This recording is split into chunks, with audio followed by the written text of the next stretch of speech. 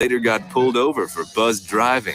See, that could cost you around $10,000 in fines, legal fees, and increased insurance rates. And doesn't a guy who's back living with his parents but calls them my roommates just scream Mr. Right? Buzzed, busted, and broke. Because buzz driving is drunk driving. A message from the National Highway Traffic Safety Administration and the Ad Council. News Radio 690 KTSM El Paso. Live from the KTSM AM 690 studios, it's Talk El Paso with Andrew J. Polk. Be a part of the show by calling 915-544-KTSM, 915-544-5876, or comment online on our stream at facebook.com/Talk El Paso. It's 4 p.m. Mountain Time, and that means it's time to talk El Paso with Andrew J. Polk. Thank you all so very much for joining us here for Talk El Paso, airing live on News Radio 690 KTSM. I'm your host, Andrew J. Polk. Thank you for tuning in, however you may be doing so, be it on air, online, live, streaming through the free and reliable iHeartRadio app, or joining us over on the various social media pages. We're up on these days, facebook.com/Talk El Paso, the Talk El Paso channel over on YouTube, Twitter at Talk El Paso, or twitch.tv, Andrew J. Polk, whatever works for you to see the show, participate in, add in your 2 cents if you so choose to do so. Well, that's the right place for you to be as we continue our dual missions to talk about the things that affect us here in the Borderland, because still no one else is going to do that the way we do. The people who live, work, play, raise families, spend their lives, etc., here in this region, and also have just the ability to do so, because damn it, I think we deserve it. So we have some people chiming in already over on the social media, including Angel Rueda with the wave, appreciate it, and Montevan Condo wishing a yo to Andrew and fellow El Pasoans. Yo to you as well. I appreciate y'all tuning in, chiming in, dropping those likes and reacts, including Angel, James Holmes, and RJ Promotes, amongst others. A lot to talk about today. A couple of interviews actually for you today, both for, well, an issue we've been talking about, but got a chance to talk with the author of one of those recent articles that we have been discussing.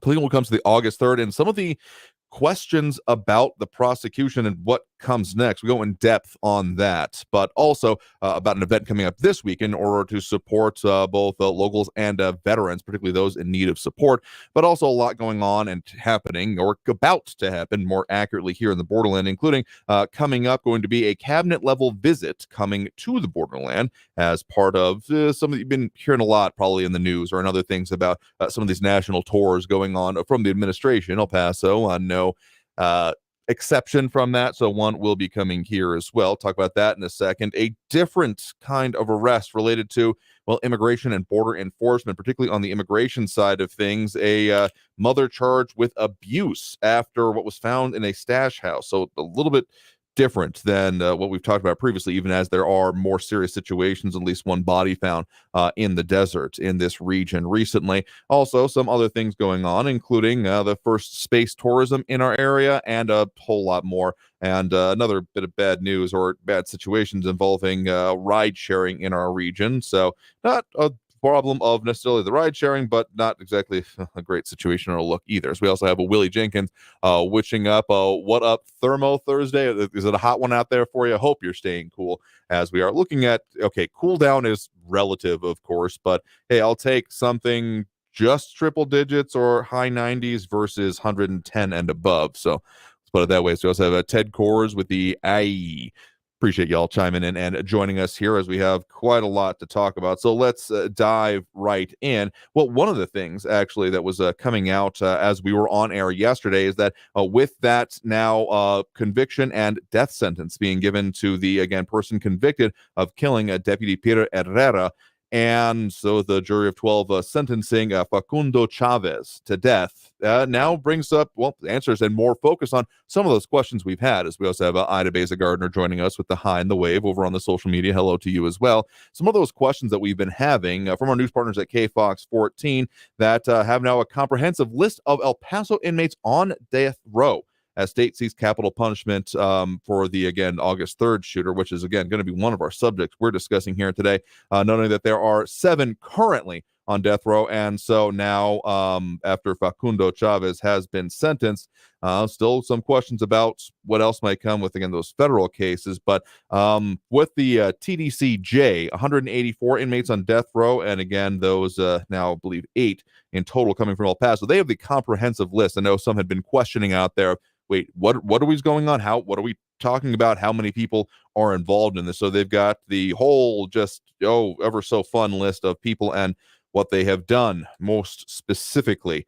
So they can check that out over there with them. But of course, also coming and happening in the Borderland, we do have the advisory that the U.S. Small Business Administration, and specifically the Small Business Administrator, so the Small Business Administrator, Isabella Guzman, is going to be coming to the Borderland as part of the Biden-Harris administration's Latino Prosperity Tour.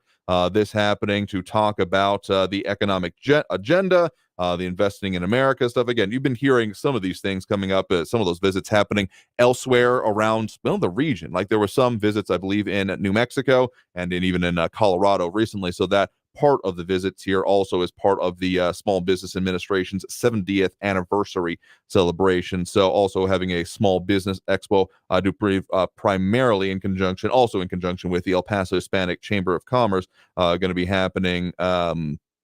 Okay, they don't have the exact location, but I do believe it's going to be surrounding the office of course, local Congresswoman Veronica Escobar.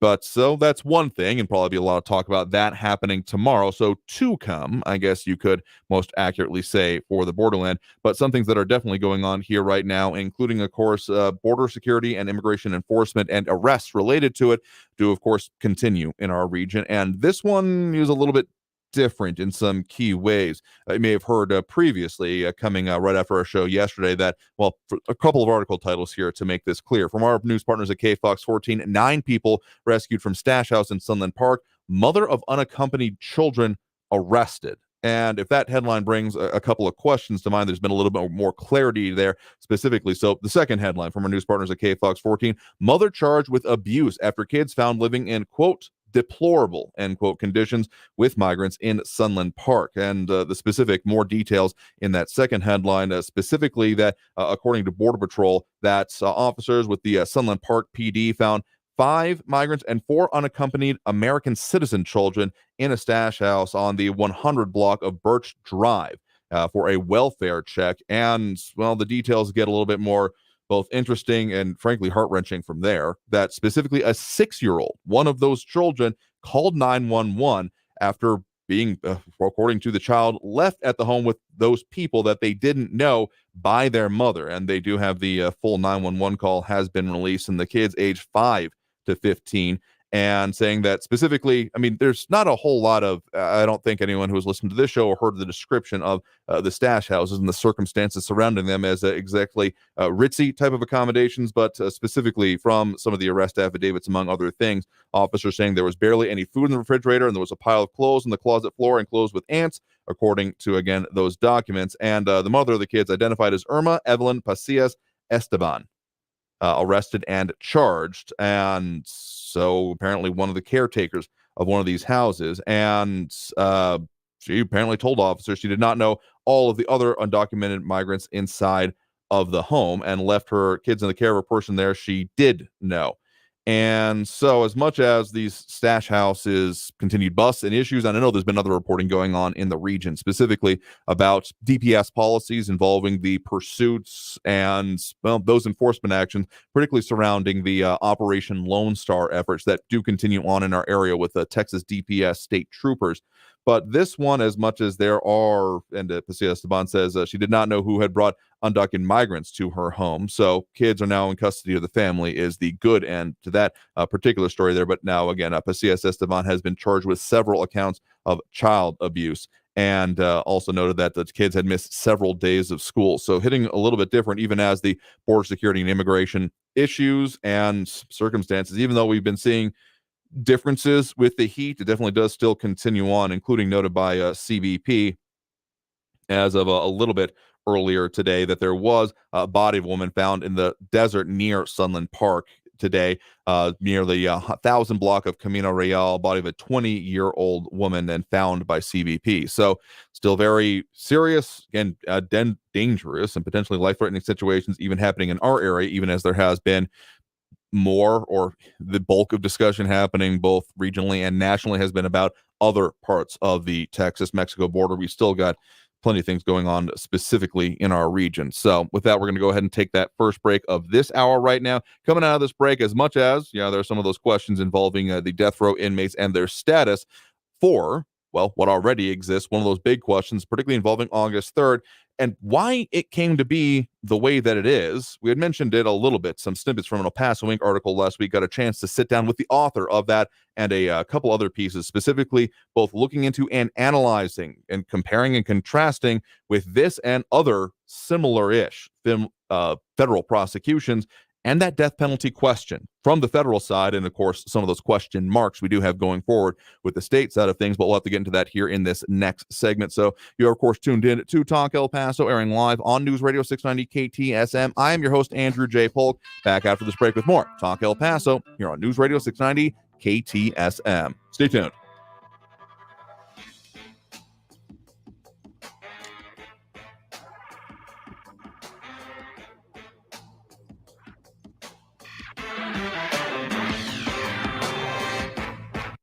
Traffic all day. News Radio 690.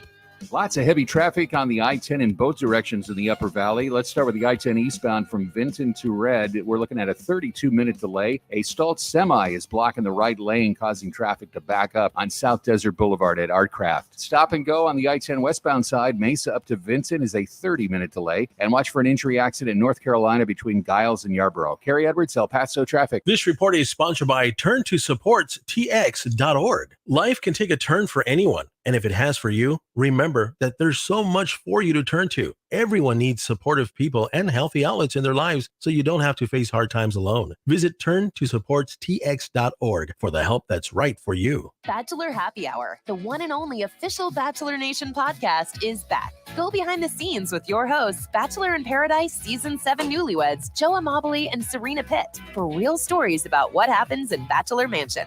Here on Bachelor Happy Hour, we'll be putting all the guys in the hot seat. We'll have exclusive interviews. We'll be the first to talk to the men. We're going to bring the drama into the house and leave probably brokenhearted.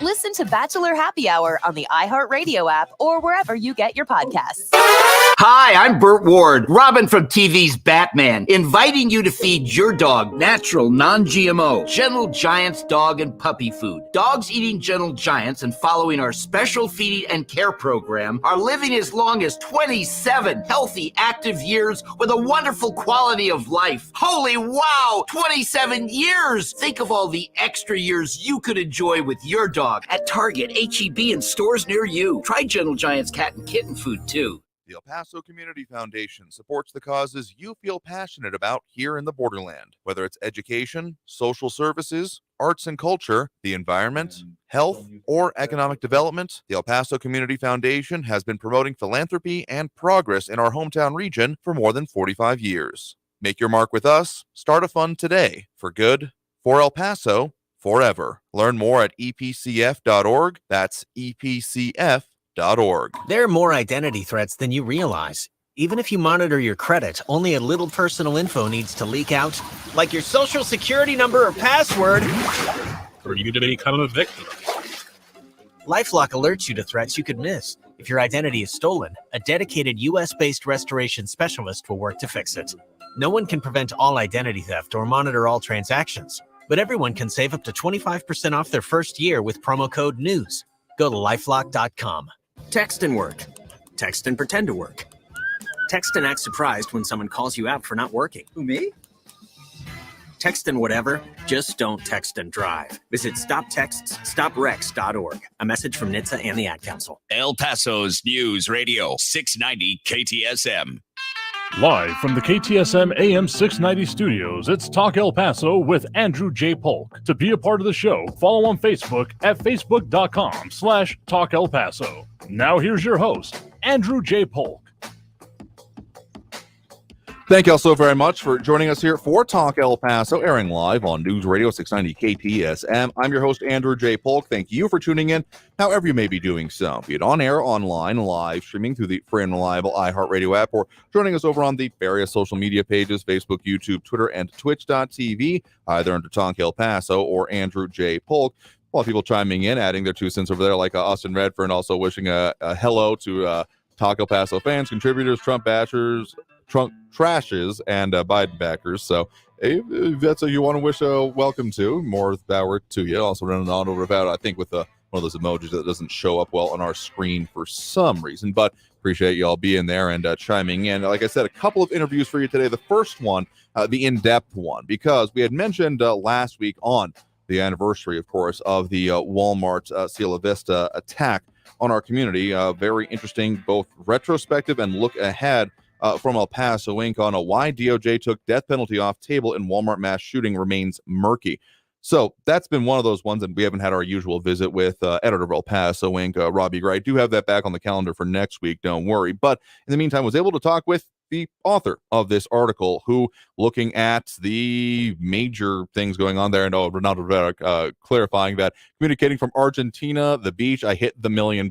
And again, if you want to make checks to support your favorite radio stations, I'm just joking, unless you're serious. Anyway, again, that article, of course, bringing up a couple of questions about, including the aftermath of, or even what was going on during the end of the administration of former El Paso District Attorney Yvonne Rosales. But there's actually even more questions and impacts still from that situation, and of course in the federal case, and a lot of questions that he brings up that we discuss in depth. So here is that interview on this and some of those things going forward, continuing to affect both that case and, well, the community as a whole. So here is that interview.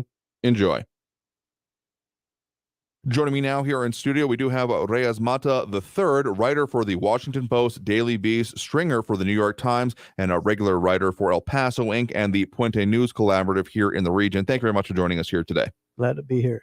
So we have referred to some of your reporting in previous ways, but in a more recently, specifically about that El Paso Inc. article that we were discussing on August 3rd itself, your article from dated July 30th of that edition of Paso Inc. Entitled, Why Department of Justice Took Death Penalty Off Table in Walmart Mass Shooting Remains Murky.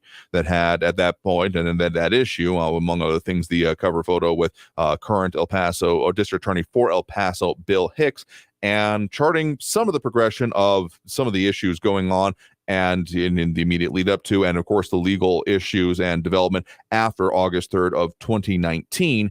And you're kind of answering and looking at some of those bigger questions, both about how we got to that then federal prosecution, which again has significantly resulted in that now convicted and sentenced individual never going to be breathing a free breath of air again. But even that question about how that came about, and of course what comes next, are all kind of things that you were exploring. So when you came to even approaching that issue, as you have been doing coverage on this and other issues in and around our region, what were some of the major questions you were looking to kind of deal with or get answered in the progression of writing this article?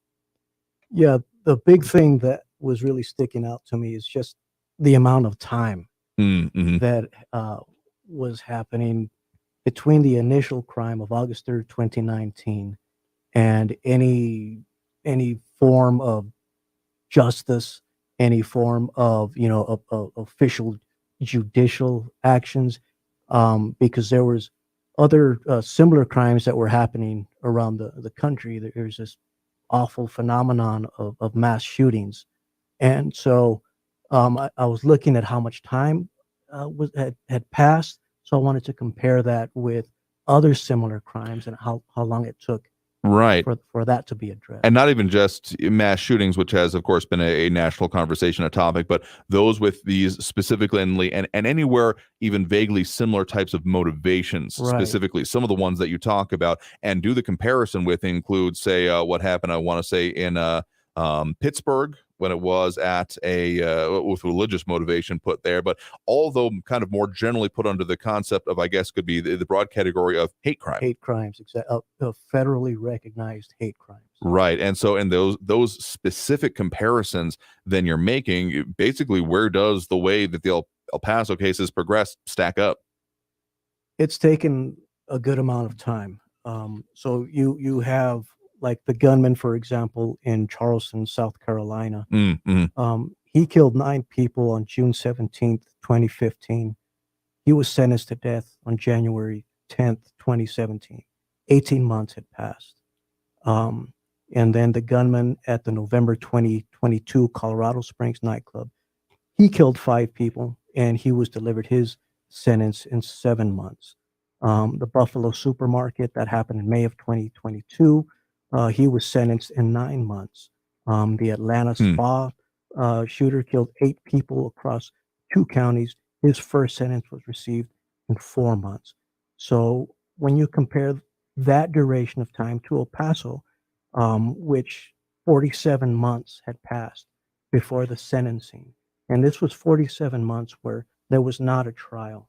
In the other instances, they tended to have a trial, so the trial was included in that duration of time. Even the one where it was 4 months. Hang on.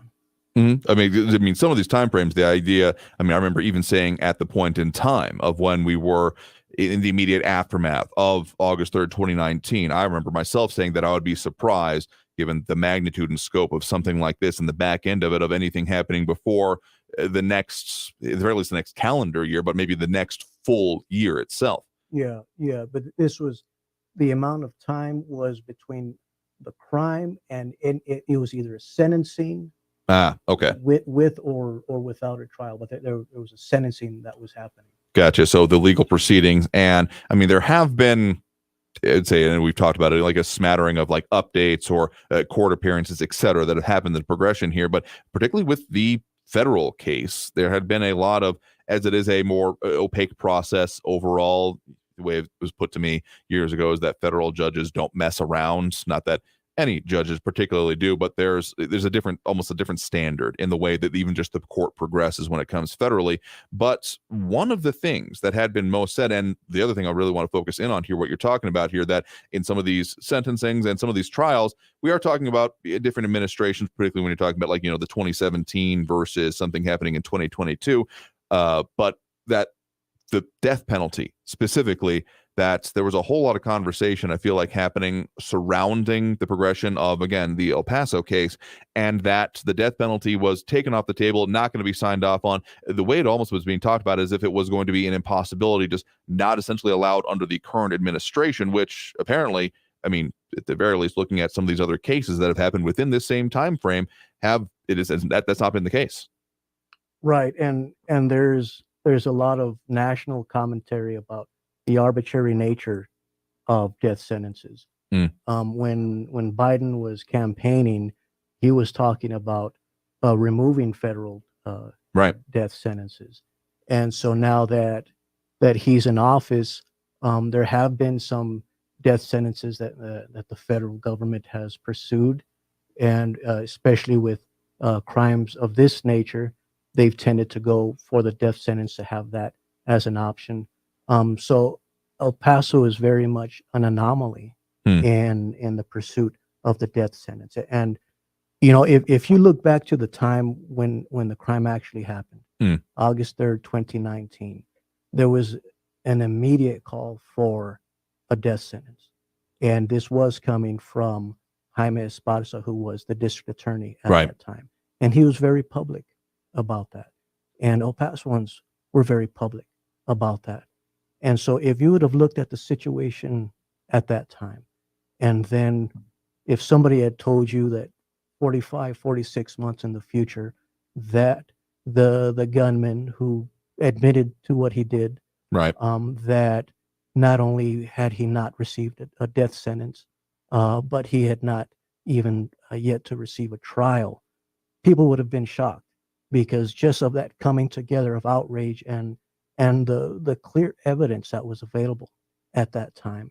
And so the way that it transpired was, I'm not sure if I can use the word troubling, but it was not what a lot of people had anticipated. Questionable at the very least, it sounds like, getting close to here. And again, if you're just joining us, guest right now is Reyes Matas III, writer in our regional area for local and national news outlets. You want to find out anything about what we're talking about his work and work on this issue specifically, a best way to find his collection of work would be over on authory.com. That's AUTHORY.com/Reyes Mata, REYESMATA. So authory.com/Reyes Mata. And again, the specific article we're discussing from a recent issue of El Paso Inc., why DOJ took death penalty off table in Walmart mass shooting, remains murky, though there have been some other ones that you've also written about. One more about, I would say, the immediateness of the case itself and the progression happening in the federal courtroom. On one you also wrote for the Albuquerque Journal entitled, "It's been 4 years since a gunman traveled to El Paso to shoot immigrants. Here's the city's long journey towards justice." Another significant one in here. And parts of what we had talked about on the anniversary of August 3rd itself was about some of those, I guess, mitigating factors, because there has been a couple of wrenches thrown in the works, I guess you could say. At the very least, that's the public conception of the progression of this case on either level, the state or federal, including, of course, the pandemic, shutdowns that happened around that. And I think that there has been a certain amount of, well, that delayed things and is a mitigating factor in its own way, even if some of those time frames are still kind of, particularly when you compare them the way you have been a little bit of a, okay, but would it have been this long necessarily? But then another one that a lot of discussion has come up around was, of course, and you address in the El Paso Inc. article specifically, is about the whole situation involving the district attorney's office for the Western District here, but the one that covers El Paso. And specifically, you mentioned that there was the previous district attorney, Jaime Esparza, who then, before that case was able to progress, announced his retirement. And then there was the election that resulted in then District Attorney Yvonne Rosales being in place here. And there's a couple of interesting things from that specifically, including you note as part of it under the subsection of the El Paso Inc. article, crux of the gridlock, that I think some people were maybe willing to chalk up at least a good portion of the delay to on the fact that we had the district attorney end up resigning in the face of essentially a recall, or more specifically, a removal from office trial that would have progressed regionally. And also there's more interesting things from that about that some of the decisions, or rather orders from the court, specifically the 409th District Judge Sam Medrano Jr.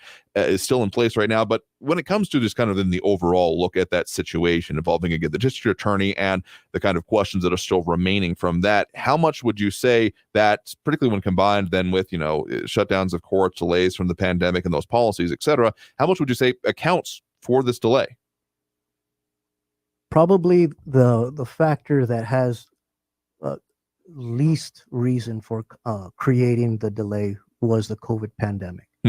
Okay. The judicial system was pretty diligent about making sure and I'm speaking the national trend, to making sure to make sure that cases were still heard, that justice was still being pursued, because it is very much an essential part of society. Sure. And so I think early on, people understood when the DA Yvonne Rosales was citing COVID as a reason for a lot of the delays and the backup of cases.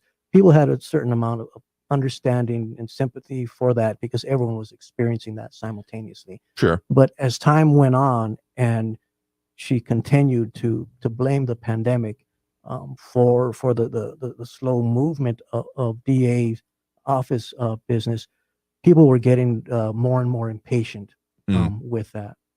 And so, but the big thing that really interfered with the pace of Walmart preparation was everything that was going on with the petition for her removal, with the filings that were going back and forth. And when you go through and you read these filings, there's a lot of work that the DA's office put into these filings. And you can't help but wonder if they had spent this same amount of time and effort and energy on the Walmart case, on the case backlog, on all of these other things that were going on, would they be in this predicament that they're in right now? Because there's a lot of filings, there's a lot of theories, there's a lot of justification, there's a lot of allegations. That was an entire drama on its own, separate, separate from this huge impending Walmart case. And so they had a lot of irons in the fire, but they seem to be preoccupied with stating their case for remaining in office and resisting the effort to remove the effort for the petition for removal. So almost it's one thing to have delays, but the amount of time going into explaining the delays kind of raises a question for yourself, and I'm sure others in the community, of how much time is being spent on that particular subset of this whole enterprise. Right. Interesting enough. And it's also interesting to note that, and this was one that I wasn't even totally familiar with as we were discussing the article on August 3rd that you had written for El Paso Inc., and that one that you also then have for the Albuquerque Journal, is that some of the things coming from the progression and the eventual, arguably, contribution, if not the direct results of the removal of District Attorney Yvonne Rosales, or her resigning herself from office, is that some of those orders from that case, again, the 409th District Court, Judge Sam Medrano Jr., are still in effect and still kind of affecting, at the very least, the public conversation surrounding this case, right? Yeah, the gag order, which was put into place in essence to keep DA Rosales from speaking out to the media. Judge Medrano saw this as grandstanding. Yeah, I think that's a direct phrase he used. Yeah. Yes, and so in an effort for how he explained it was in an effort to keep a future jury pool from being tainted, he was putting forth that gag order. But the gag order has kind of been the backdrop for this suffocation of opinion of where survivors of the Walmart shooting, family members of the Walmart shooting, attorneys who were involved, advocates who are involved. They're not able to say anything because there is still that fear of the violation of the gag order. Right. And what's happened is that there's very much been this this suffocation of pain and you know, of all the things that survivors and family members have gone through. They have not been able to publicly talk about. So when you got to the point at the status hearing for Crucius, when they went up to give their impact statements, there was a lot that they had to say, and there was a lot of just really, understandably, just really bitter, deeply wounded people. Raw emotion, I would say. It was very raw, and you got the feeling that this had been pent up for 4 years, and finally they were able to express it, and so it came out. It came out in a way that had a lot of impact, and where there was a lot of raw emotion, and that's one of the things that I thought about the gag order. Is certainly I can understand the effort to keep a future jury pool from being tainted, but what about for that very necessary component of healing, and for people to be able to express what they're feeling and to speak publicly? For the synagogue shooting in Pittsburgh, right? You know, there was no gag order there, and when there was a discussion of whether that shooter should have the death penalty or not, a group of the family members of the victims for the Pittsburgh synagogue shooting, they got together and they sent out a public statement saying that, you know, we do want to have the death penalty, and everything else that people are saying, you cannot and will not speak on our behalf. And that's something that's been lacking in El Paso. And I attribute that to the gag order. Right, which I didn't really realize the time frames until I was reviewing them right now, is that gag order has been in place for the better part of 2 years now, because DA Rosales left office December 14th of 2022, as you do note, and the gag order having put in place there before then. So as we're recording now in August of 2023, I mean, we're talking about the progression for a while now. Yeah. And so when you try to get information about the case, when you try to talk to attorneys, when you try to talk to family members, the gag order is there. And it interferes with the public being able to understand the nuances of the case, with being able to understand the true impact that it's had on family members. Certainly they've given public expressions of how they feel at the different ceremonies and the different commemoration anniversaries of the event. But in order for there to be a true, robust discussion of the case itself, how it's impacting people, what are the things at stake, all of the very meaningful conversations that should be part of a trial like this that had such an impact on El Paso, all of that has been muted. and so El Paso is still very much in the dark on. Well, so there was no trial at the federal level. Right. There was no death penalty. Does that mean he's less likely to be convicted of death at the state level? You know, there's all these things that are still up in the air because there has not been robust discussion of this case and what it represents because of the imposition of the gag order, a gag order that has not been placed on other communities in similar circumstances, and other communities, survivors and family members of victims have been able to come together and speak publicly. And again, if you're just joining us, again, guest in studio with us right now is Reyes Mata III, again, a writer on regional issues for local and national news outlets. Again, best place to find this, particularly the couple articles we're talking about, including the El Paso Inc. article dated July 30th entitled Why DOJ Took Death Penalty Off Table in Walmart Mass Shooting Remains Murky, as well as the Albuquerque Journal dated July 31st of It's Been 4 years since a gunman traveled to El Paso to shoot immigrants. Here's the city's long journey towards justice. Again, best place to find that and everything about it would be over on his Authory page, authory.com/Reyes Mata. So I guess that's the major question is about what will be happening then with, of course, the state trial, of which there are still major question marks that come down to not even necessarily the matters of law, but of just sheer logistics, because I mean, as there was with the other case backlog, which we've talked about in separate circumstances with the district attorney's office for our region. And I mean, there were cases being dismissed, or the judges in certain cases, particularly misdemeanors, but also low-level felonies, that were dismissing cases pending refiling, which the current district attorney, Bill Hicks, has been addressing that issue.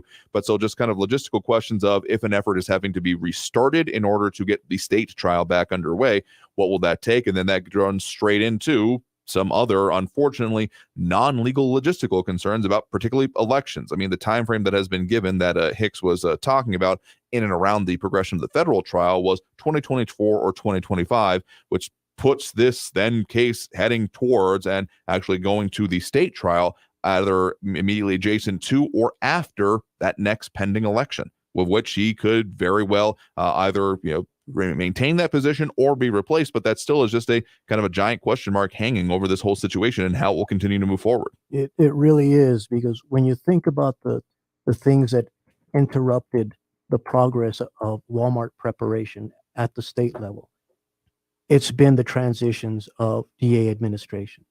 So you had Jaime Esparza initially, right, who was the DA when the actual shooting happened. So he did his preparation there. He had a certain idea and certain goals on what he wanted to do. He wanted to pursue the death penalty, and he wanted the state trial to happen before the federal trial, and to happen in El Paso. And correct, for this to happen in El Paso, and he was very open about that. And then with the transition between him and Rosales, then Rosales was not sure if the El Paso DA's office would have the funding available for it. She was bringing in questions of funding, and so again with that, and capacity to a certain extent. One of the letters written to say the Attorney General for Texas, among other things, and those kind of questions being brought up. So there were a lot of questions at that point as well about the ability to move forward with it. Right. So then with each transition, there was major problems between Esparza and then Rosales. So then once Rosales leaves, then DA Hicks was appointed, and that was another transition that interfered with it. So DA Hicks is doing his due diligence to get the Walmart case back on track, but there may be another transition. DA Hicks is going to have to campaign, presumably, if he wants to run for the DA position, which he has indicated. But as of recording now, I'm not aware of any specific filings that have been made. We're still, better part more than a year out from that election at this point, so there is still time potentially for that. But it's just kind of one of those adding to the, I guess, size and scope of the question mark still hanging over this. Exactly. We're not sure who the DA is going to be when the state Walmart case goes to trial. We're still not sure if there's going to be a trial. The trial date has not been scheduled yet. And, we saw with the federal case that the federal case was scheduled and everyone was anticipating a trial. Then something happened where a deal was made so that Crusius pled guilty in exchange for 90 consecutive life sentences, and they take the death penalty off the table and no trial.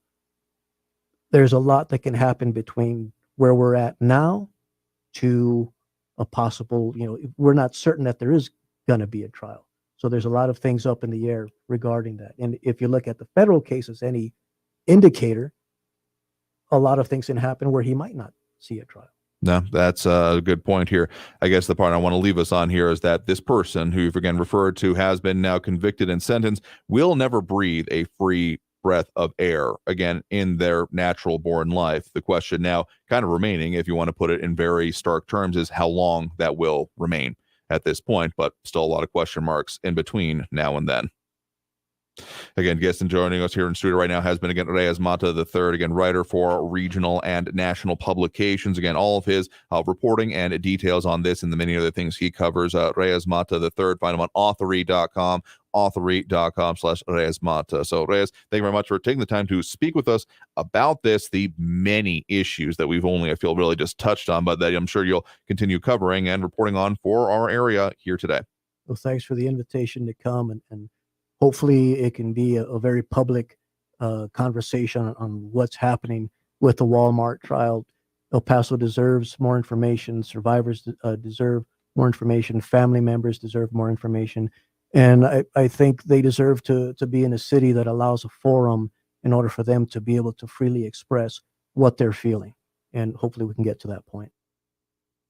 Again, guest right there, Reyes Mata here. And I know we had some issues with our social media playback. So I think what we're going to end up doing is posting that interview in full, as it was an extended one anyway, over on our social media as a separate video. But in the meantime, we're going to go ahead and take that next break right now. Coming out of this break, we got another quick interview. We're going to squeeze in a preview for some of this weekend's programming and an important event in its own right coming up here. So stay tuned. More Talk El Paso after this break here on News Radio 690 KTSM. Don't go anywhere.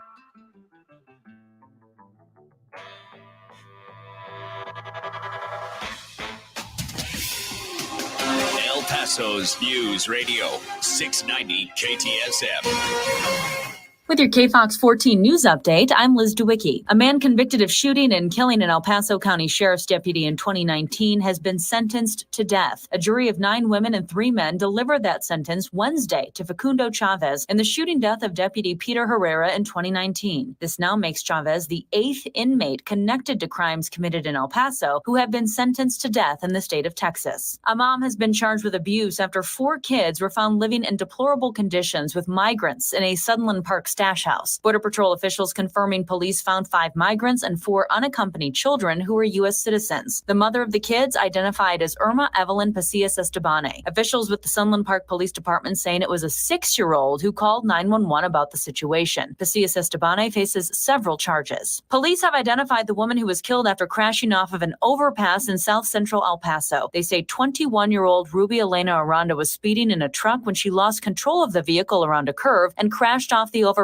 landing on a dirt lot at the intersection of Durazno and Piedra Streets. This is the 48th person who's been killed so far this year in traffic accidents on El Paso streets. That's your KFOX 14 news update. I'm Liz DeWicki. News Radio 690. Traffic all day. Long delays in the Upper Valley on the I-10 eastbound from Vinton down to Red. It's a 42-minute delay. A 22-minute backup on I-10 westbound from Mesa up to Vinton.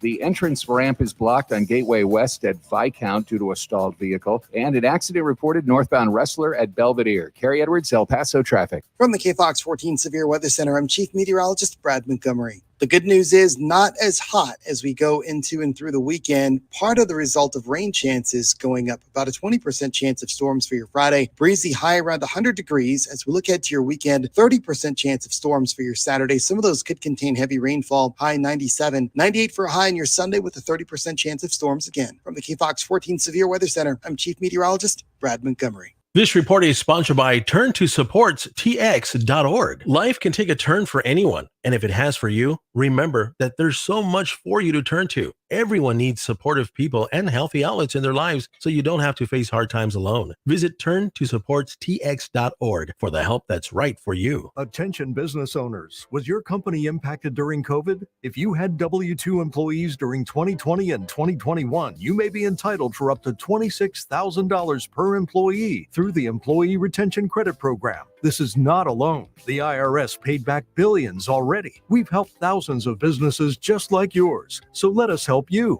At ERC Business Solutions, we make it simple. We do it all for you, so you won't have to worry about the complex application process. There's absolutely no risk. If you don't get paid, we don't get paid. Most businesses do qualify, even those with no decline in revenues or those that already got PPP. Discover how much you can claim. There's no cost or obligation. Call now, 800-200-2250. That's 800-200-2250. Get up to $26,000 per employee. Call 800-200-2250. 800-200-2250. Gift cards are for gifts, only gifts. If someone asks you to pay them with gift cards to fix a problem, that's a scam. Only scammers ask you to pay that way. If you think you paid a scammer, report it to the gift card company. Ask for your money back. Then tell the FTC at reportfraud.ftc.gov. Our iHeartRadio Music Festival is coming back to T-Mobile Arena in Las Vegas this September. Superstar artists from every genre. Streaming live only on Hulu. Buy tickets now at AXS.com. Wendy's BOGO $1 deal is back at participating Wendy's. Buy a Dave's single, spicy chicken sandwich, 10-piece nugs, or medium frosty, and get another for $1. Double your deliciousness. Hurry, this BOGO deal won't last. This report is sponsored by Wendy's BOGO $1 deal. News Radio 690 KTSM. Live from the KTSM AM 690 studios, it's Talk El Paso with Andrew J. Polk. To be a part of the show, call 915-544-KTSM or follow on Facebook at facebook.com/Talk El Paso. Now here's your host, Andrew J. Polk. Thank you all so very much for joining us here for Talk El Paso, airing live on News Radio 690 KTSM. I'm your host, Andrew J. Polk, squeezing in one more quick preview for some of this weekend's programming. We do have some, specific events coming up and a lot of stuff that's always going on around the Borderland, but want to take the time specifically give you a sneak preview because it's also going on this weekend, usually with some of the programming on the El Paso Public Forum, which are Sundays on all of our local iHeartRadio stations. We get into more of the later on planning on stuff, but this one's happening this Sunday, so I want to give you a chance to hear from JT, member with the Risen Dead Motorcycle Club here in El Paso, about an event they're having along with Mission 22. So squeezing that interview in here, and then yes, we will get to those phone lines here. So here is that interview. Enjoy. Joining me now, we have JT, member with the Risen Dead MC here in El Paso. Thank you very much for joining us today. Thank you for inviting us. It's our pleasure to be here. Absolutely happy to have you all on, and particularly talking about things going on in and affecting our local region, and have some big important topics attached to it. Well, this checks a lot of boxes, let's put it that way. So a main reason we're talking about, and really want to make sure people get that out of this interview, that we do have coming up, or frankly, as this is being recorded, maybe being aired on the day of August 13th, is going to be happening the Risen Dead MC Run in support of Mission 22. And this is the 9th annual Ride with the Dead, Help Save a Veteran's Life. That is again going to be starting on the morning of August 13th. But as people are hearing this, we'll still have a chance to be a part of it, as a registration will be happening at the Alibi Cycles at 3736 Shell Suite C, that from 10:30 to noon, and then the event taking place, final stop happening at the Elmida Shrine on 6331 Alabama Street. So a lot of stuff going on in that. So for people who are unfamiliar with that idea, with this concept, with what y'all do, how do you describe this to people? Basically, it's a grassroots organization that we chose to support the mission of Mission 22. It's an outreach program for soldiers. Many of us have had losses in our life of our sons and daughters, and it's very important to us to save as many soldiers' lives as possible. We know that, statistics show us that about 22 soldiers a day their lives. And that's the name of Mission 22, which you all are again doing this in both support of and in conjunction with. They will be a part of the event, and again, a focus on all of this will be going towards their mission. And the mission itself there with the Mission 22 is about trying to essentially stem that tide of, veteran deaths and suicides. And we know that just simply talking to somebody can change their lives. We've had many people that just that phone call has saved their lives. And not only you can support us by showing up for our run, Sure. but you can support our community by, if you know a soldier, give them a call. Check out and see how they are that day. Make sure that they're doing okay. One of the first things I always ask is, are you safe? And that's, one of our missions is make sure that our soldiers are safe. So how did this event come about, and how does it directly go towards supporting that mission? Well, our chapter has been in El Paso for the last 10 years. This is our 9th annual run. We partnered with Mission 22 several years ago. I think this is our 6th or 7th run that we've done for them. Before that, we did for different veterans organizations. Sure. And we found that this is a veterans organization that puts their money where their mouth is. They don't just collect money and have huge salaries and stuff like that. I'm not sure what the percentage is of what they give back. Sure. But we know that they do affect people's lives. And so we chose to have them as our partner. Absolutely. And so again, the proceeds will be going directly to support this, and a whole lot of things will be going on with this because, again, besides the run itself here, there is going to be other prizes and things happening, particularly towards the conclusion of it there, again, at the Almeida Shrine. And there is of course, again, a registration fee along with this, and that goes to support both the event and, again, the focus of it as well, right? Yeah. For $10 per person, basically you get to do our ride. We start out at Alibi Cycles. Then our next stop is Hooters over by the mall. And then we finish up at the Almeida Shrine Auditorium up on Alabama Street. Right. The admission will get you a plate of food. In fact, we're going to start cooking Saturday to have food for everybody that shows up. And then for people that are not familiar with what happens at these runs, because they think that all kinds of craziness goes on. Sure. It's a good atmosphere. We'll have some vendors up there. We're going to have prizes galore. I can't even tell you how many prizes we have because it's tables full of stuff. Great. In their little packet, they'll get some tickets for the meal, of course. And the giveaways coming in with we that. have tons of giveaways. We have giveaways. We have items from coast to coast that have been donated for us. We've always had a great partnership with Harley Davidson dealers, and we actually have one from North Carolina. I believe we have dealers all the way to California that are helping us. Really? And of course, locally, Barnett Harley Davidson helps us a lot. Absolutely. So again, if you're just joining us, guess right. So, and again, that's the preview of that event coming up. You want to find out more details on that. Best place to find it on Facebook would be facebook.com and the El Paso Motorcycle Coalition. They got the full flyer there, but it'll be happening again at the Almeida Shrine, particularly if you don't ride, going on start serving at noon. So check it out there. Again, the Risen Dead MC, all in conjunction with support of Mission 22 to annual Ride with the Dead, help save a veteran's life. But with that, we got to go ahead and take that break right now, make it for the top of the hour, and get into those phone calls as well. So if you want to get on the line, add your 2 cents. That number to do so is, of course, 915-544-5876, 915-544-KTSM. Back after this break with more Talk El Paso here on News Radio 690 KTSM. Stay tuned.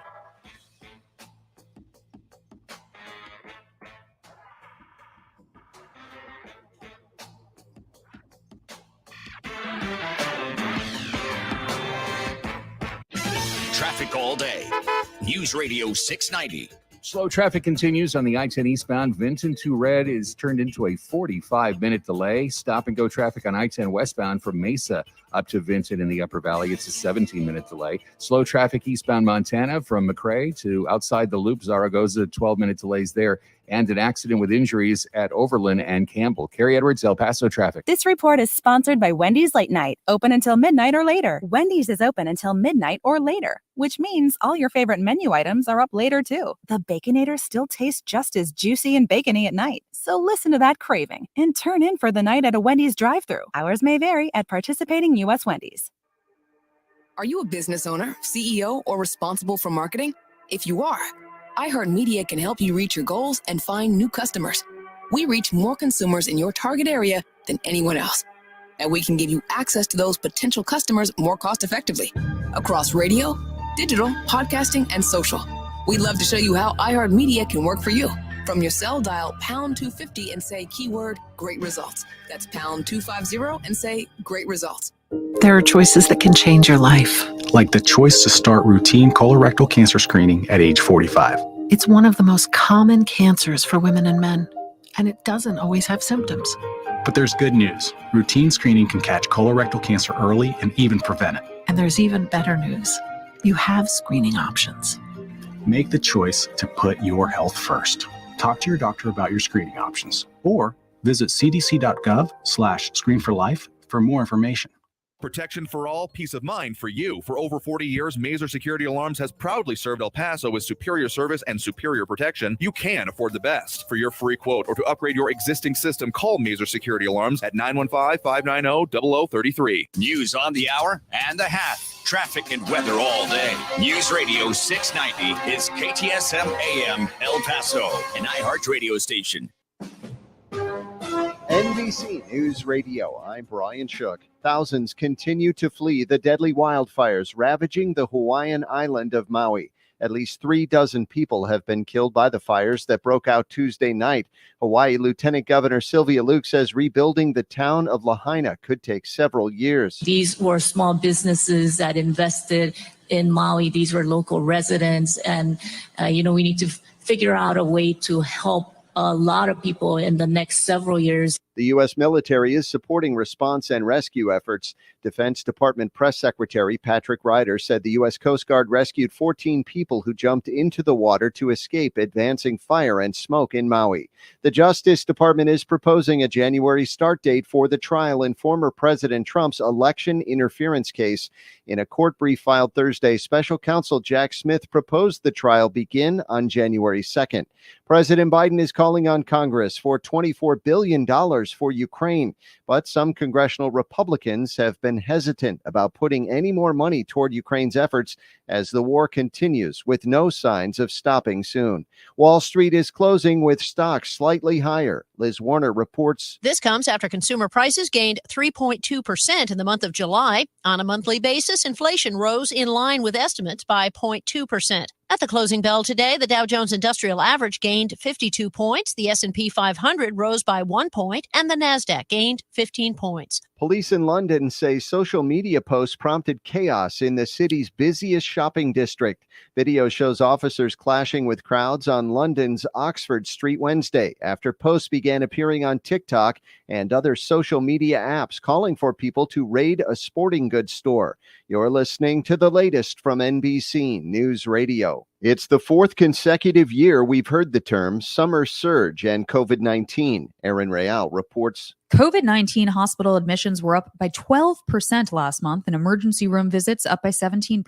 The CDC says COVID deaths are the lowest they have been since the government started keeping track, but still between 300 and 400 Americans are dying each week. Epidemiologists think human behavior is behind this uptick. They point to things like record heat driving more people indoors for air conditioning and summer travel sending people outside their normal social circles. There's also a new coronavirus variant topping the leaderboard in the U.S. right now. It's called EG5. The inflation report from the Labor Department is showing a modest gain. The U.S. Bureau of Labor Statistics says the consumer price index nudged up only 0.2% in July, which could mean that inflation is moderating. Inflation picked up 3.2% over the last 12 months.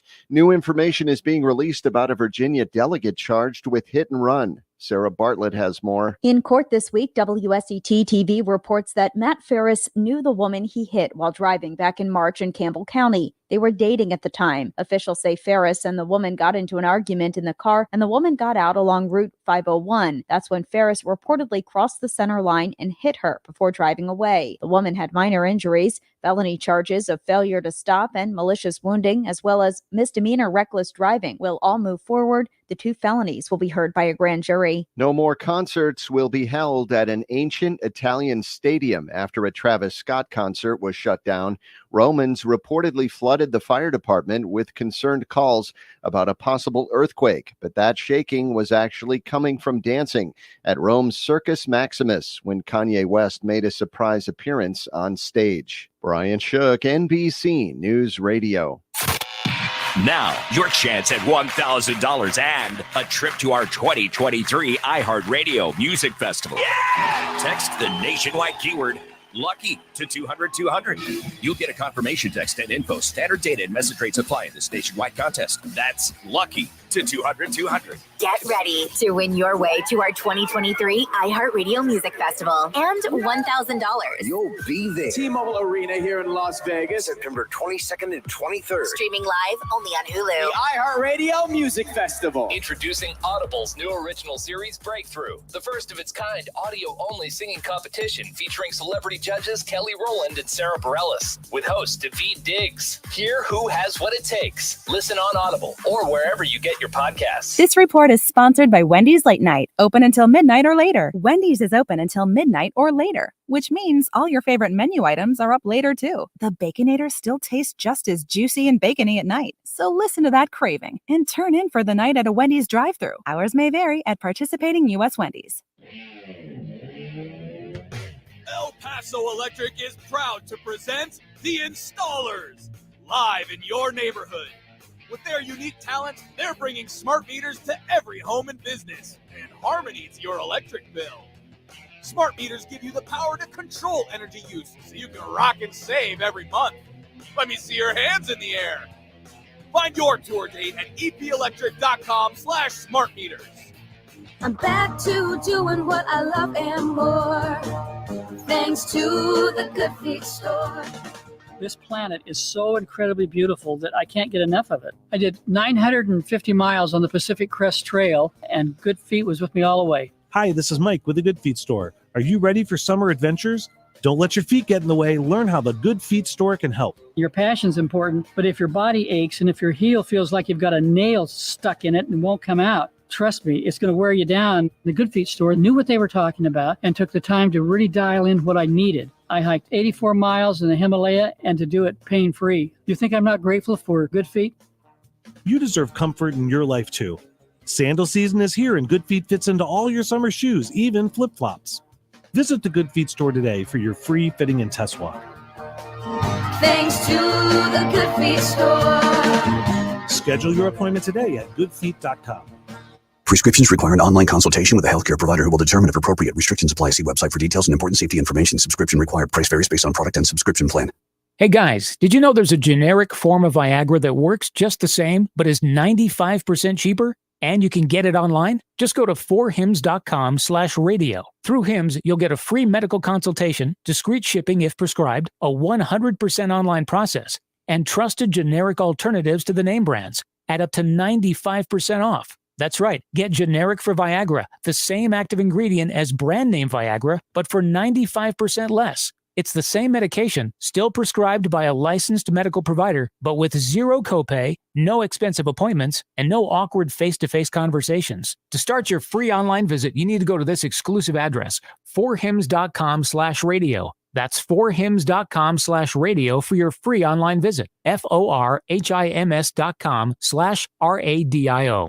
Only iHeartRadio gives you access to all of your favorite radio stations. The Rod Ryan Show. It's the Woody Show. It's Elliot in the morning. All of the once-in-a-lifetime events. All of the best free curated playlists. The best bands. All of the great podcasts for every interest. The stuff they don't want you to know. All of the mind-blowing contests. $20,000. Awesome. All of your favorite superstars. This is Dave Grohl from the Foo Fighters. Best of all, it doesn't cost a thing. Download the absolutely free iHeartRadio app now. Wendy's BOGO $1 deal is back at participating Wendy's. Buy a Dave single, spicy chicken sandwich, 10-piece nugs, or medium frosty, and get another for $1. Double your deliciousness. Hurry, this BOGO deal won't last. El Paso's News Radio 690 KTSM. Live from the KTSM AM 690 studios, it's Talk El Paso with Andrew J. Polk. To be a part of the show, call 915-544-KTSM or follow on Facebook at facebook.com/Talk El Paso. Now here's your host, Andrew J. Polk.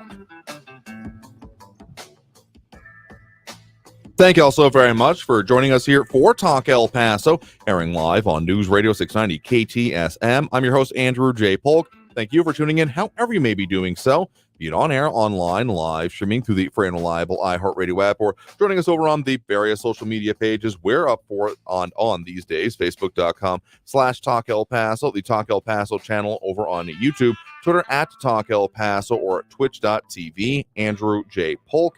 A lot of commentary, conversation, other things being talked about over there, and still aware of an audio issue we were having with some of the video playback there. So don't worry, that full interview that we did have with the, Motorcycle Coalition, or actually more specifically the Risen Dead MC, that will be on Saturday on the El Paso Public Forum. But in the meantime, if you want to find out those details, that information, again, best place to do so would be over on the Facebook.com/El Paso MC Coalition. That's the El Paso Motorcycle Coalition. They do have the flyer up there for all the details on that upcoming event, in, again, support of Mission 22. So let's go ahead and get to those phone lines now. Again, that number to call if you're wanting to get on there is 915-544-5876, 544-KTSM. Full up at the moment, but we'll do our best to squeeze in all of the calls that we have coming in there. So first on the line, we do have Ben on the east side here with us right now. Ben, thanks for joining us.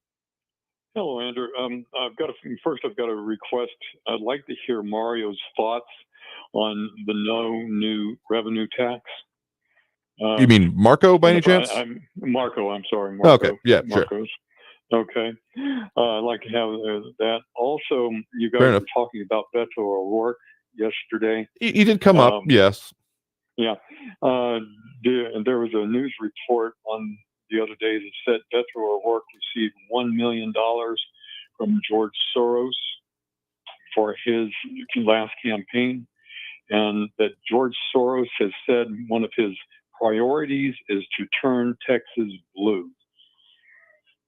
I don't know if you've heard about that, but it was on one of the news channels. Okay. Also, have you ever heard of Disease X? Disease X. I think it would be a little bit more specific then. Well, basically, one of the things they just came up on the news said something about the EG5 COVID variant that we're supposed to start getting real concerned about. Disease X is an unidentified and potential future pandemic caused by animal viruses capable of infecting humans and spreading globally. Scientists from the UK, and see if this sounds familiar, are currently developing vaccines at a high-security laboratory complex to prepare for this uncertain threat.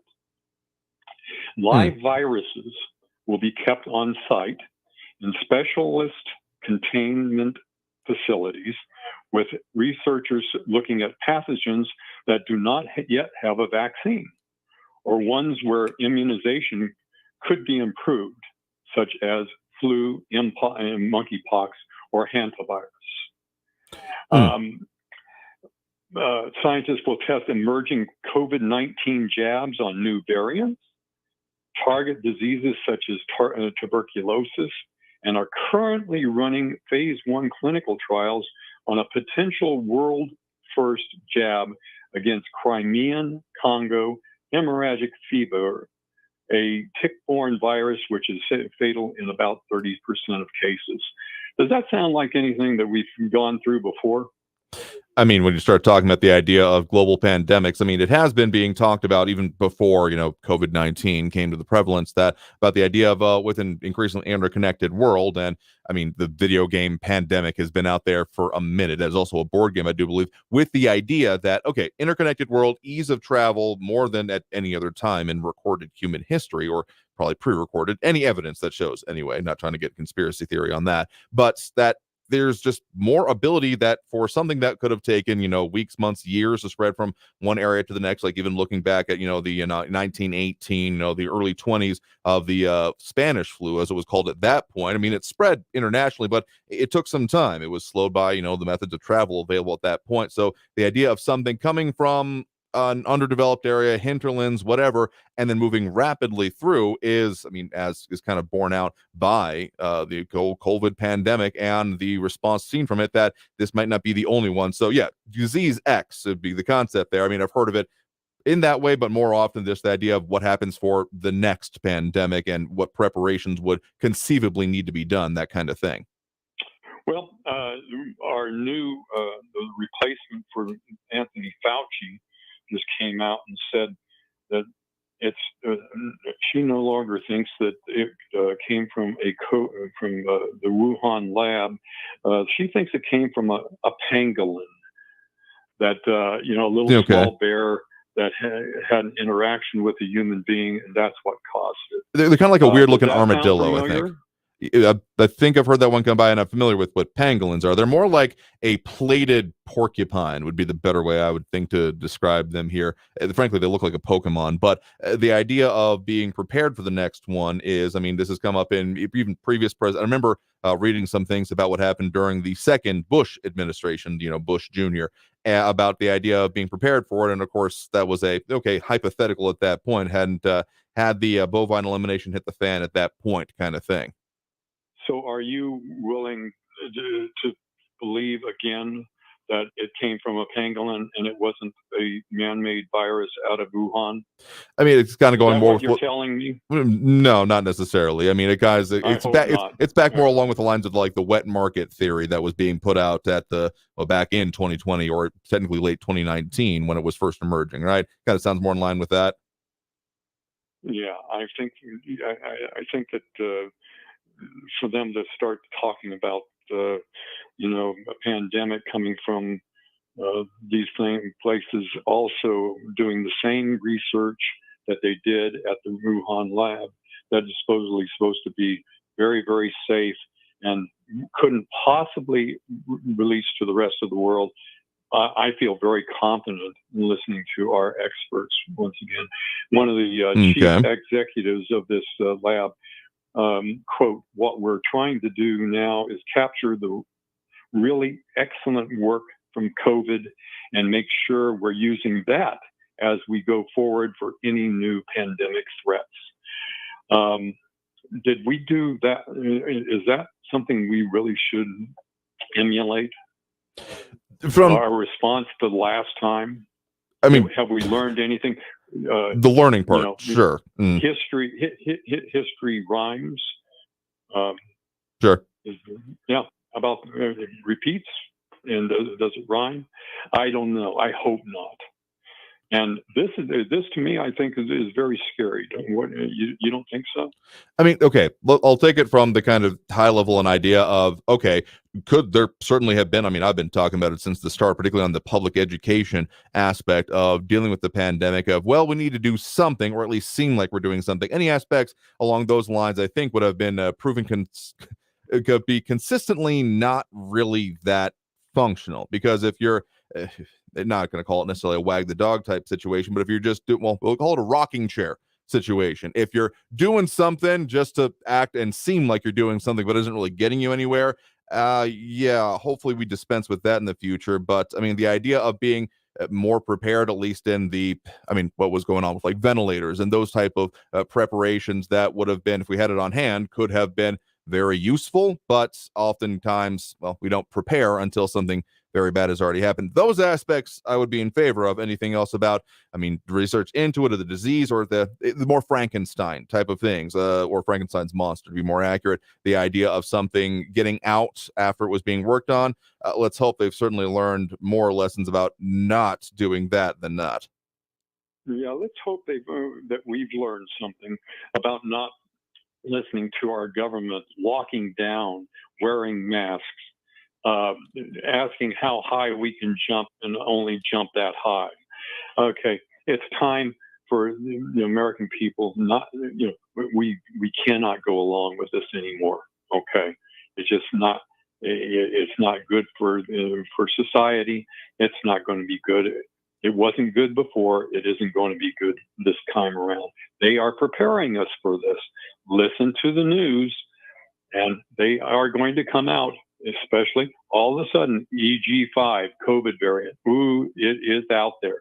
It's a real dominant variant that's coming out, and it's it's causing a whole lot of problems. Ha ha ha. Well, appreciate the point in the call and you sharing your perspective on that. You have a good one there. Stay well, stay safe. God bless, and let's go, Brandon.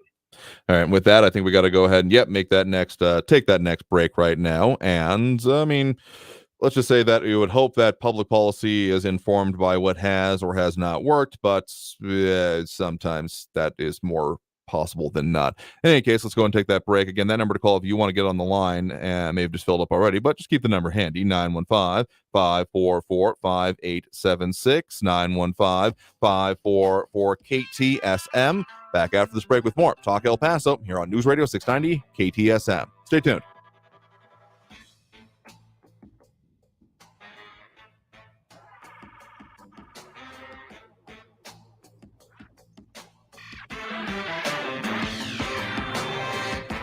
Ruli's International Kitchen, continuing on with their Rick at Night, as in Ruli's International Kitchen, R-I-K, Rick at Night, going on for all of the month of August, meaning that they're doing a kitchen takeover Fridays and Saturdays after their usual hours, so you can eat great even late, even though that might be someone else's slogan. In any case, they're offering things such as their wood-fired pizza specials, along with reverse happy hours, so check them out. Of course, you can find them online, rulisik.com. That's rulisik.com. But also, of course, you can find them just by visiting them not too far from Mesa and Executive, 4176 North Mesa. Or, of course, give them a call. Make your reservation for your everyday occasion or special celebrations. 915-313-4806. That's 915-313-4806. Traffic all day. News Radio 690. Slow traffic on the I-10 eastbound Vinton to Red, a 55-minute delay this afternoon. Traffic stop and go on the westbound side of I-10 from Mesa up to Vinton, 15-minute delays. Southbound on Global Reach approaching Montana, it's slow with a 10-minute delay. And watch for a crash east Overland Avenue at Campbell. Carrie Edwards, El Paso traffic. This report is sponsored by Wendy's Late Night, open until midnight or later. Wendy's is open until midnight or later, which means all your favorite menu items are up later too. The Baconator still tastes just as juicy and bacony at night. So listen to that craving and turn in for the night at a Wendy's drive-thru. Hours may vary at participating U.S. Wendy's. Bachelor Happy Hour, the one and only official Bachelor Nation podcast, is back. Go behind the scenes with your hosts, Bachelor in Paradise Season 7 newlyweds, Joe Amabile and Serena Pitt, for real stories about what happens in Bachelor Mansion. Here on Bachelor Happy Hour, we'll be putting all the guys in the hot seat. We'll have exclusive interviews. We'll be the first to talk to the men. We're going to bring the drama into the house and leave probably brokenhearted. Listen to Bachelor Happy Hour on the iHeartRadio app or wherever you get your podcasts. The El Paso Community Foundation supports the causes you feel passionate about here in the Borderland, whether it's education, social services, arts and culture, the environment, health, or economic development. The El Paso Community Foundation has been promoting philanthropy and progress in our hometown region for more than 45 years. Make your mark with us. Start a fund today for good, for El Paso, forever. Learn more at epcf.org. That's epcf.org. Finding great candidates to hire can be like, well, trying to find a needle in a haystack. Sure, you can post your job to some job board, but then all you can do is hope the right person comes along, which is why you should try ZipRecruiter for free at ziprecruiter.com/free. ZipRecruiter doesn't depend on candidates finding you. Its powerful technology identifies people with the right experience and actively invites them to apply to your job. You get qualified candidates fast. So while other companies might deliver a lot of hay, ZipRecruiter finds you what you're looking for. The needle in the haystack. 4 out of 5 employers who post a job on ZipRecruiter get a quality candidate through the site within the first day. ZipRecruiter, the smartest way to hire. And right now, you can try ZipRecruiter for free. That's right, free. Just go to this exclusive web address, ziprecruiter.com/free. That's ziprecruiter.com/free. ZipRecruiter.com/free. Kids dream big. Protect your child's dreams by keeping them healthy. If your son or daughter is age 11 or 12, the American Cancer Society recommends giving them the HPV vaccine to help prevent HPV cancers later. Learn more at cancer.org/dreambig. News Radio 690 KTSM. Live from the KTSM AM 690 studios, it's Talk El Paso with Andrew J. Polk. To be a part of the show, call 915-544-KTSM or follow on Facebook at facebook.com/Talk El Paso. Now here's your host, Andrew J. Polk. Thank you all so very much for joining us here for Talk El Paso, airing live on News Radio 690 KTSM. I'm your host, Andrew J. Polk. Thank you for tuning in, however you may be doing so, be it on air, online, live streaming through the free and reliable iHeartRadio app, or joining us over on the various social media pages we're up on these days, facebook.com/Talk El Paso, the Talk El Paso channel over on YouTube, Twitter @Talk El Paso, or twitch.tv, Andrew J. Polk. A lot of conversation, things being brought up over there, including one from one of the earlier ones that I had forgotten to, we put it up on screen, but didn't get to the ability to mention it in person, that particularly during our interview today. Want to say, who was it? RJ saying, please don't say Yvonne Rosales' name 3 times. You might Beetlejuice her. I'm just saying, if there were to be a person that I would be more surprised about ever coming back to like major public life in this region, I do believe she left town, if I'm not mistaken. Well, let's just say topping of the list would be that person possibly. In any case, other conversations going on, including on those and the other things we're discussing today, including the idea of what could happen with the continuation of that trial and things related to it, and some of the issues surrounding it. So, of course, people chiming in and adding things over there. But let's go ahead and get back to those phone lines now. Again, that number to call is 915-544-5876, 544-KTSM. Full up at the moment, but just keep the number handy. And we do have with us online Raul in the Northeast with us right now. Raul, thanks for joining us. Hey, Andrew. Great guest, Reyes Mata. He has a beautiful family, him, Priscilla. Really, really neat guy. Sorry that he has to be reporting on such a horrible thing. Certainly. Here's something else that affects all El Paso and the economy. Now, yesterday, a friend of mine invited me to a business lunch to introduce me to a friend of his, a retired 65-year-old accountant who now helps wealthy Latin Americans who fled their countries and are now getting asylum from a Christian church here in town.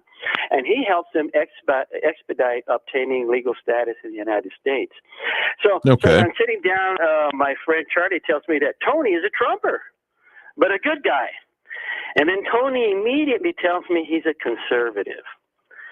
And I said, I didn't know that there were any conservatives left in the GOP. So I asked Tony what he did for a living, and he told me he had been a self-employed accountant and had other businesses.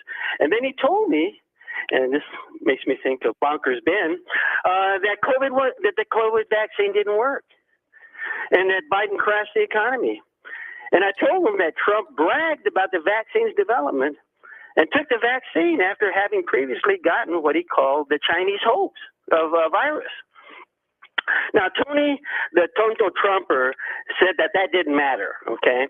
Now, the fact of the matter is that COVID killed 1 million Americans, 400,000 of which the prestigious Lancet Medical Journal attributed to Trump's feckless mismanagement of the government's response to fighting the virus.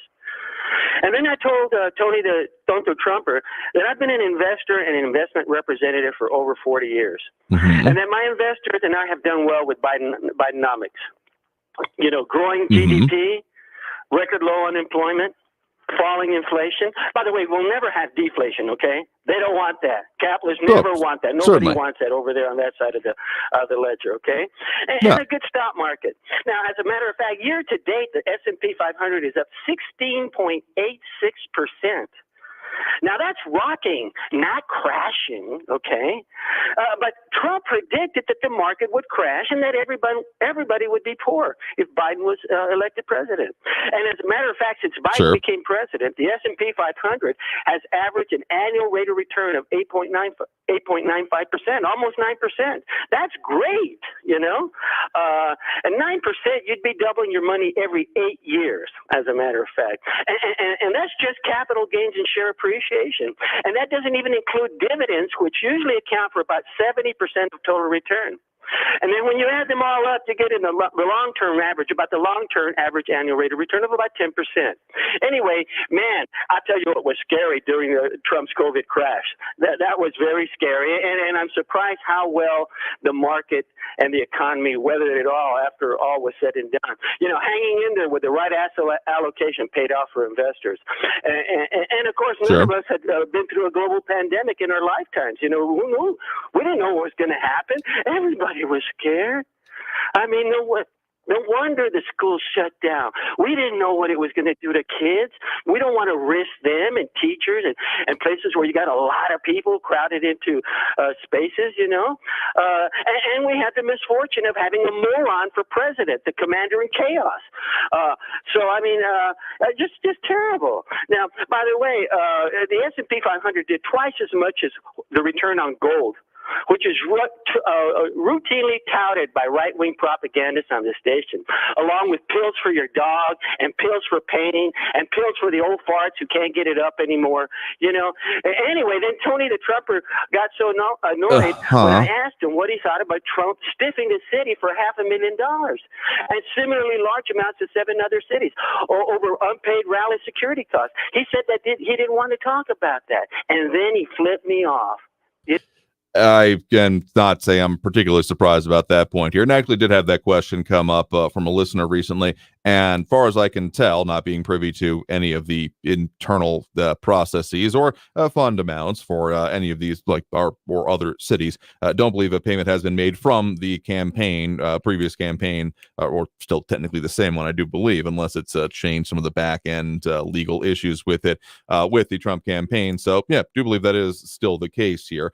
And though I do believe the Trump campaign, for its part, has pointed out that staffers for it, that they paid for the venues, just not the other parts of it, like you're talking about there with the city services, etc. So that has continued to come up even in this campaign season, I do believe, in other places. But to the local aspects, as much as we've got them here, and it's an interesting format you're using there with a conversation you had with someone local about the national figures. So I'll give you props for the creativity, if maybe not exactly still keeping with the spirit of what we do during the week anyway. Yeah, we're on the cusp of Friday, but we ain't there yet. In any case, you want to talk about what happened, of course, with the economy. And yeah, the Operation Warp Speed, the creation of the coronavirus vaccine coming out of it. And I mean, still the best thing, I think, both based on this in the previous call and an interesting common theme here, is that doing what's right for you and your family is about the only reasonable thing that can be done here. If it makes sense to take something, if it makes sense not to take something, or is the way and the decision that needs to be made, that's kind of how it needs to be done. Because if you're taking advice financially or otherwise, as you also kind of mentioned there, from anyone besides those that are specifically involved with and focused on your individual needs, so medically or financially, because sure, it could make sense in some ways to hold certain types of assets, but also don't try to think of them as being currency. They're commodities at that point. And not quite sure you're listening to the same commercials I am, if that's what you're talking about, because I think there's dog food. I haven't heard of dog pills, but then again, I don't review all of the things that end up airing on the commercials on here. They have a different department for that, focused on what we put out during the show, among other things. So I think it's a dog food. At least that's the one, that's that commercial that catches me off guard for the most part, with that very jarring music at the start of it, if that's the one I think you're talking about. In any case, if you don't want to take the advice or agree with that guy, it sounded to like to have heard more about the thing you were meeting about, the idea of having people transition to this country and also having like their assets dealt with. That sounds a little bit more interesting and outside of the kind of common things we usually hear, but that's, of course, not what we ended up talking about there that much here. So appreciate the point in the call and the, I guess, the attempt at the local part of it, though. Well, again, points for creativity is the best I can say there. So we're going to go ahead and take that next break right now. Coming out of this break, we will get to more comments, more calls, more of everything we do at this point during the show. It is still Thursday, not Friday yet, as just the reminder there. But stay tuned. More Talk El Paso after this break. Again, that number to call is 915-544-5876, 544-KTSM. Back after this break with more Talk El Paso here on News Radio 690 KTSM. Stay tuned.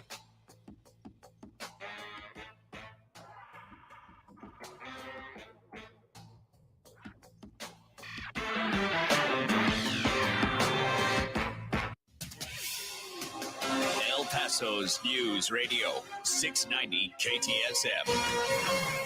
With your KFOX 14 news update, I'm Liz DeWicki. A man convicted of shooting and killing an El Paso County Sheriff's deputy in 2019 has been sentenced to death. A jury of 9 women and 3 men delivered that sentence Wednesday to Facundo Chavez in the shooting death of Deputy Peter Herrera in 2019. This now makes Chavez the 8th inmate connected to crimes committed in El Paso who have been sentenced to death in the state of Texas. A mom has been charged with abuse after 4 kids were found living in deplorable conditions with migrants in a Sutherland Park stash house. Border Patrol officials confirming police found 5 migrants and 4 unaccompanied children who were U.S. citizens. The mother of the kids identified as Irma Evelyn Pasillas Estebanez. Officials with the Sunland Park Police Department saying it was a 6-year-old who called 911 about the situation. Pasillas Estebanez faces several charges. Police have identified the woman who was killed after crashing off of an overpass in south central El Paso. They say 21-year-old Ruby Elena Aranda was speeding in a truck when she lost control of the vehicle around a curve and crashed off the overpass,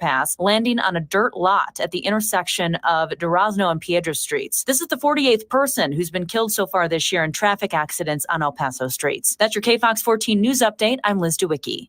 News Radio 690. Traffic all day. Lots of slow traffic this afternoon. The slowest probably on the I-10 eastbound from Vinton to Red, a 49-minute delay. 17-minute delays with stop-and-go traffic I-10 westbound from Mesa up to Vinton. In the East Valley, a crash reported Zaragoza at Tierra Este Drive and an injury accident Overland at South Campbell. Carrie Edwards, El Paso traffic. From the KFOX 14 Severe Weather Center, I'm Chief Meteorologist Brad Montgomery. The good news is not as hot as we go into and through the weekend. Part of the result of rain chances going up, about a 20% chance of storms for your Friday. Breezy high around 100 degrees. As we look ahead to your weekend, 30% chance of storms for your Saturday. Some of those could contain heavy rainfall, high 97. 98 for a high on your Sunday with a 30% chance of storms again. From the KFOX 14 Severe Weather Center, I'm Chief Meteorologist Brad Montgomery. This report is sponsored by TurnToSupportsTX.org. Life can take a turn for anyone, and if it has for you, remember that there's so much for you to turn to. Everyone needs supportive people and healthy outlets in their lives so you don't have to face hard times alone. Visit TurnToSupportsTX.org for the help that's right for you. Keep your family and livelihood safe with Mazer Security Alarms. Systems start at under $35 per month. No job is too small or too large. For your free quote or to upgrade your existing system, call Mazer Security Alarms at 915-590-0033. Every day you breathe in thousands of tiny little germs, allergens, and viruses. Don't let these invisible invaders make breathing through your nose impossible. Flush them out with Navage. I'm Martin Hoke, and I invented Navage to make cleaning your nose easy.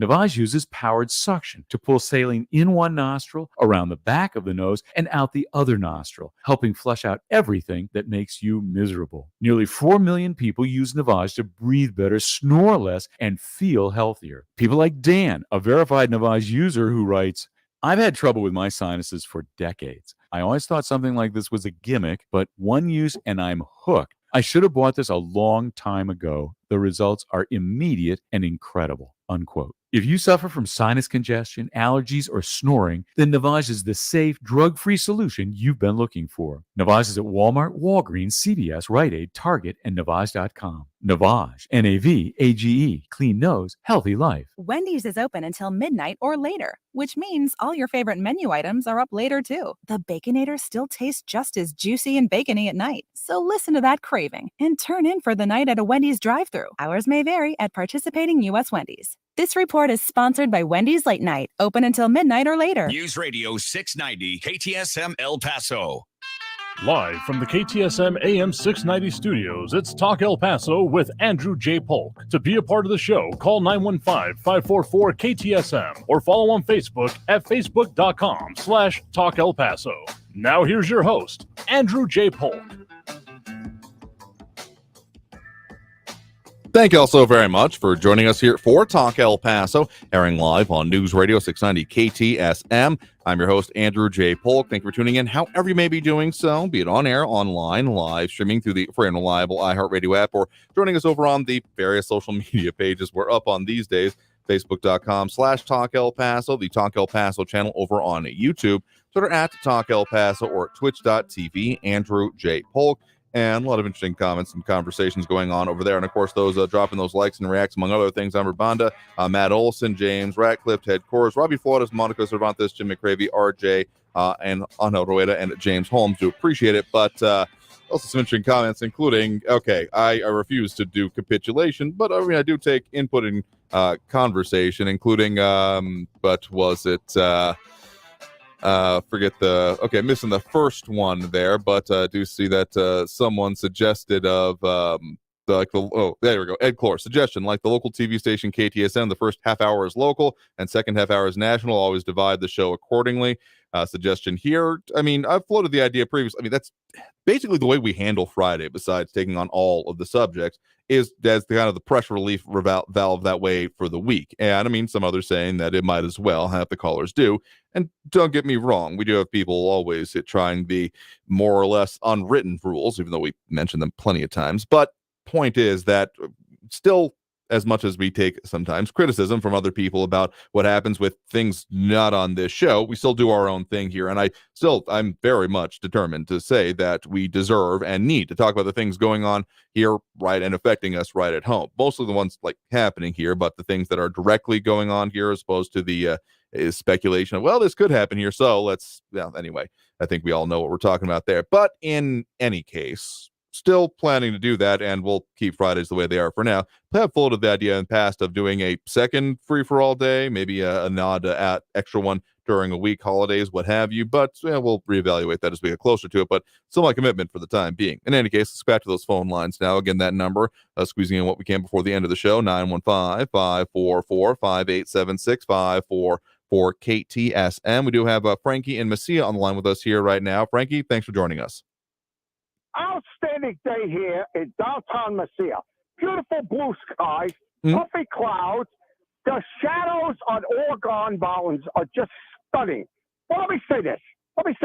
I didn't get the chance to chime in earlier when the most significant event of the last 4 years was this horrible situation in El Paso where that nut job from Dallas went and shot so many El Pasoans. And I just want to chime in, and I'm with you guys on this stuff. But the thing about it is, you had this nut job senator of yours, but Cancun crud, gets out there and says something about it. Why? How you El Pasoans did you just tell them to shut up and go away and go back to Cancun? That's number one. Number two, I heard, right? And this is local. I know you like to talk local stuff Monday, Thursday. Certainly. And that's by an extension here. Right?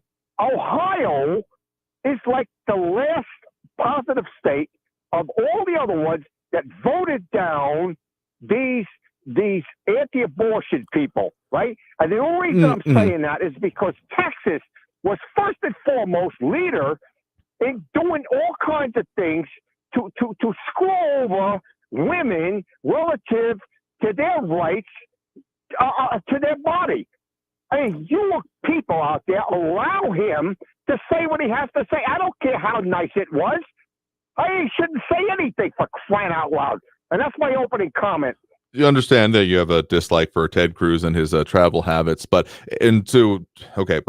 I guess we're on the cusp of Friday here, but yeah, the Ohio vote was following that one as well. So that it has smacking towards the abortion issues in that state in particular. And there have been some updates going on with that in Texas, or at the very least there was, I think, technically like a measured in hours period, like 24 plus a couple hours of when there was some technically through court order relaxing of issues, but that pretty well got moved up to the Supreme Court when it comes to in Texas, when it came to the concept of particularly, pregnancy stress or duress and the implications of further procedures on that, as there have been questions about could anything that even potentially affects a pregnancy be essentially outlawed in Texas. That would have been the implication for a court ruling here in Texas.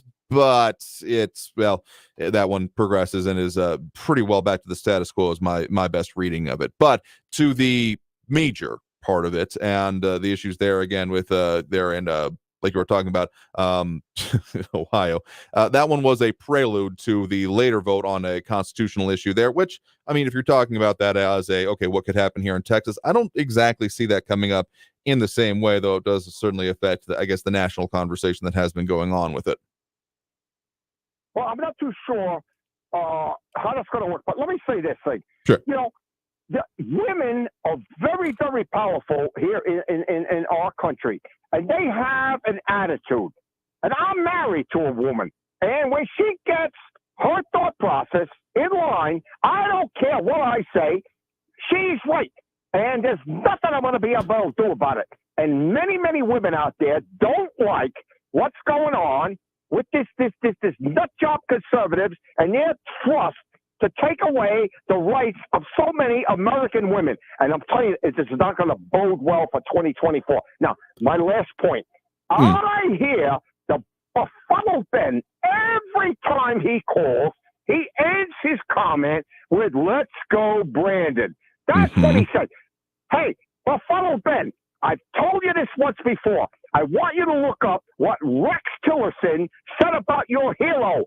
And if you don't know what he said, look it up. And if you still think your guy is a great guy compared to Joe Biden or anybody else, you're a lost soul. And that's my final comment. All right. Well, appreciate the point in the call. You have a good one there. Okay, Andrew. Take care. I mean, okay, yeah, the whole national debate when it particularly comes to the abortion issues, I guess one of the things I'm most watching on that, besides, of course, the debates and, marches, what have you, other pushes is, I mean, the impact on 2024, I guess there's an argument to be had that it had some implications for the midterm election. I don't know if it was in a close enough term to really have an effect on that, particularly the way the Supreme Court decision ended up coming down. But I think that 2024, we've talked about it in the past on this program about how difficult it is to find an issue that is able to keep people galvanized. And arguably, I'd say even when there have been some that have been found, and there are some that have been being reported on more recently, including it was an interesting article out from the Texas Tribune today. Actually, Texans do not need a license to carry, but some gun owners still want one when it comes to the whole guns debate and that segment of it. That's a pretty good one on the issue that is, and the way it keeps coming up. But the idea of, and one of the suppositions put out there that I'll be very interested to see the essential testing of it within this election is the way that the Supreme Court decision came down. I mean, arguably, beyond many other things that have come up, issues come and go, even in precedents over the years, whether or not they're considered solved or not, so to speak, is that this has been one of the more consistent efforts. I mean, the National Republican, at the very least, focus by leadership on the Supreme Court has been almost second to none in terms of laser-like focus. I know there's a lot of talk that happens from one side of the aisle about the other side of the aisle about how, they're so consistent, they're so together on it, and we're so far behind. And it's frankly kind of hilarious in a not totally like funny ha-ha way, but a funny oh no kind of way, that either side is talking about the other side as if they're so much better at all the things we're bad at, and they're so much more focused on this. And yet I think that most people would tend to agree that the focus that happened on Supreme Court justices specifically and the appointment therein has been one of the more arguably successful in terms of what the endeavor set out to do efforts that has happened in this country in decades. Maybe not the most significant one, but certainly in terms of like laser focus and, generational focus, absolutely at this point. But yeah, and more debate on that, including Buddy Bias talking about the state travel issue. So anyway, I think we have time for at least one more call here on the line. We do have Eric on the east side here with us right now. Eric, thanks for joining us. Hello there. Earlier you said that the Pittsburgh synagogue right-wing terrorist attack was religiously motivated. And that comment requires an enormous asterisk or more nuance. It was an anti-Semitic white supremacist terrorist attack motivated by the Great Replacement. The right-wing terrorist was caused by his information sources to believe that Jews were responsible for importing Hispanics and non-whites into the country to destroy the white race and country. He referred to immigrants as invaders. And, the role of the Great Replacement theory in that right-wing terrorist attack can't be ignored. And as a side note, mainstream conservative information sources use anti-Semitic coded language often to associate Jewish people with many societal ills, like the label globalists. They do this to expand their audience to neo-Nazis and anti-Semites. And to address one of your straw man arguments you said yesterday, to defend your Great Replacement promoting followers, I've never said that a person being a white supremacist is a reason to not believe all of their arguments or to blindly ignore their arguments. That is one of your go-to pearl-clutching straw man arguments you repeat often. I always encourage people to confront bad arguments and false beliefs with logical arguments or counter arguments. And if they can't do that, then they're not rational or justified in believing or rejecting that claim.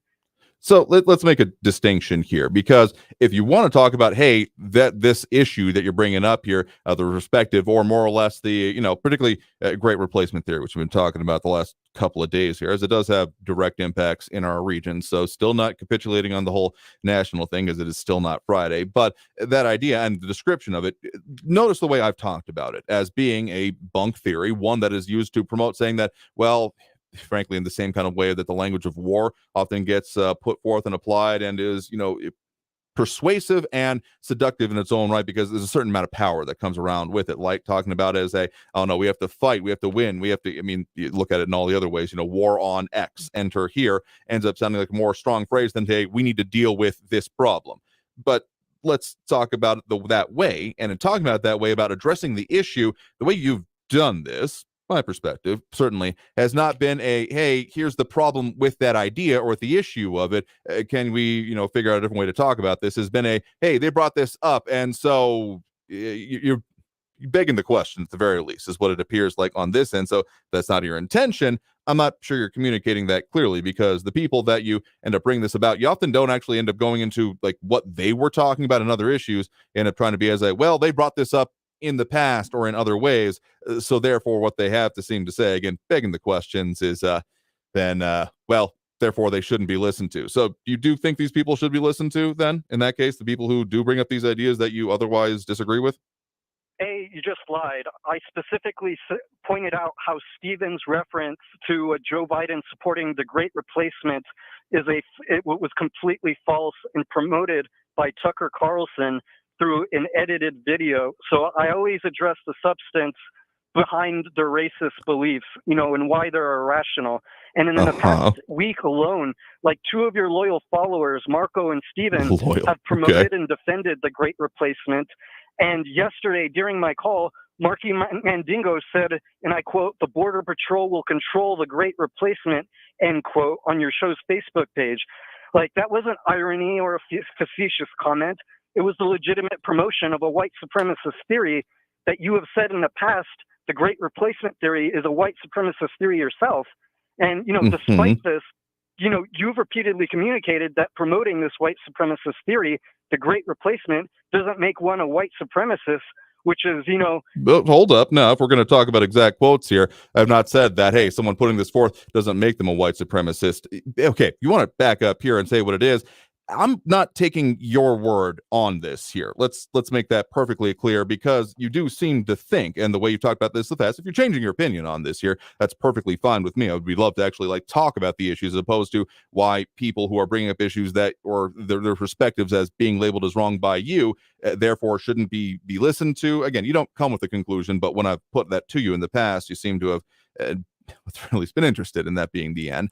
But you labeling someone as that, as kind of like a, well, and therefore they lose, that's the part I'm going to disagree with you on here. Because, sure, there are absolutely people who truly believe that, based on their racial connotations and their issues that they have going on for themselves here, are inherently superior to other people. And I think those people are wrong, and demonstrably so. Because if they're talking about them being simply from the, again, immutable characteristics that exist within them, then essentially, why didn't the Nazis win, among other things? Because when you start talking about racial science and issues like that as being the sum total and source of everything that can ever possibly be done, you're looking past, particularly if you're taking as someone as yeah, I'm great because of something that I didn't even do, but because of something that maybe ancestors, talking about great heritage. And there's nothing wrong with talking about people that in the past you're related to, or, are a part of the same, national identity that you are. But if that's all you got going for you, you don't have that much going for you. Talk about your own accomplishments and the things you've actually done. But it ends up coming down to I'm great because I look like X. That ain't going to get you much far in life, unless it's of a model quality. And even then, it's a pretty vapid experience. So point is that by labeling someone here. I get it. There are people out there who are absolutely white supremacists, literal neo-Nazis, throwing out, Hitler salutes and all of that to this day.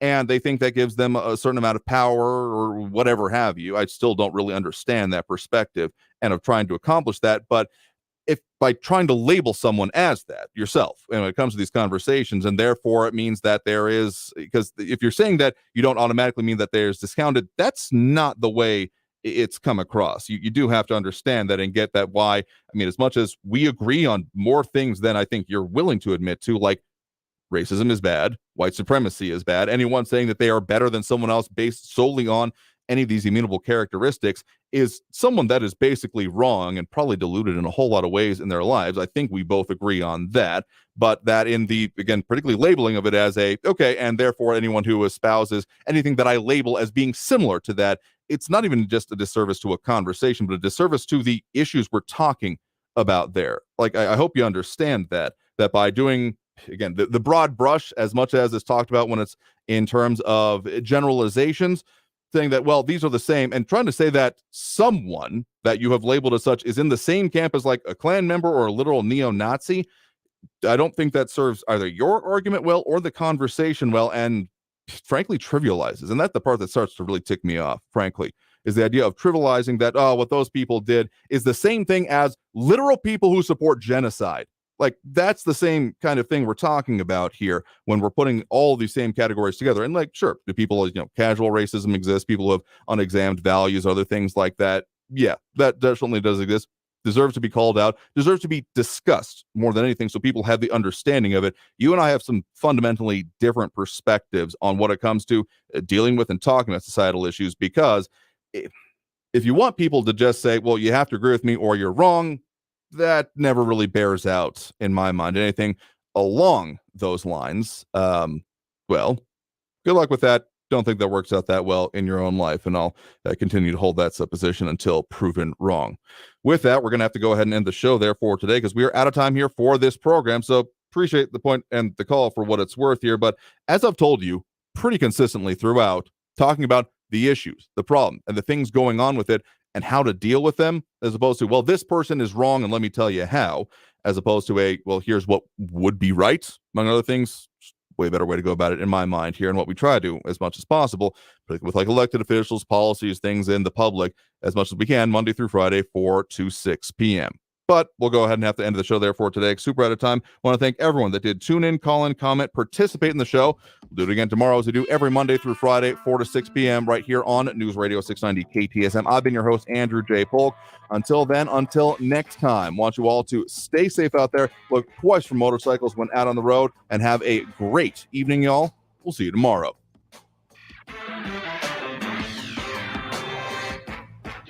Traffic all day. News Radio 690. Lots of delays in the Borderland this afternoon on your El Paso freeways. On the 10 eastbound, Vinton to Red, we're looking at a 57-minute delay. I-10 westbound at Artcraft, a disabled vehicle now has blocked the right lane and causing even more delays. 16-minute stop-and-go traffic from Mesa to Vinton. That's on the I-10 westbound. Global Reach is slow southbound from the Spur down to Montana. 18-minute delays. Carrie Edwards, El Paso traffic. This report is sponsored by Indeed.com. Fall into autumn hiring with Indeed. Their all-in-one solution makes it easy to attract, interview, and hire candidates. Sponsor a job and immediately get a short list of quality candidates whose resumes on Indeed match your job description. Visit Indeed.com/credit. Bachelor Happy Hour, the one and only official Bachelor Nation podcast, is back. Go behind the scenes with your hosts, Bachelor in Paradise Season 7 newlyweds Joe Amabile and Serena Pitt, for real stories about what happens in Bachelor Mansion. Here on Bachelor Happy Hour, we'll be putting all the guys in the hot seat. We'll have exclusive interviews. We'll be the first to talk to the men. We're going to bring the drama into the house and leave probably brokenhearted. Listen to Bachelor Happy Hour on the iHeartRadio app or wherever you get your podcasts. Hi, I'm Burt Ward, Robin from TV's Batman, inviting you to feed your dog natural, non-GMO, Gentle Giants dog and puppy food. Dogs eating Gentle Giants and following our special feeding and care program are living as long as 27 healthy, active years with a wonderful quality of life. Holy wow, 27 years! Think of all the extra years you could enjoy with your dog at Target, H-E-B, and stores near you. Try Gentle Giants cat and kitten food, too. Staples presents a lesson in back-to-school savings. Your local Staples now accepts Amazon returns. So when you return your Amazon order at Staples, you receive a coupon for $10 off your next $30 Staples purchase. So you can save even more on top of huge back-to-school deals. Like right now, 24-pack Crayola crayons and marble comp books are each just 50 cents. Staples gives you more ways to save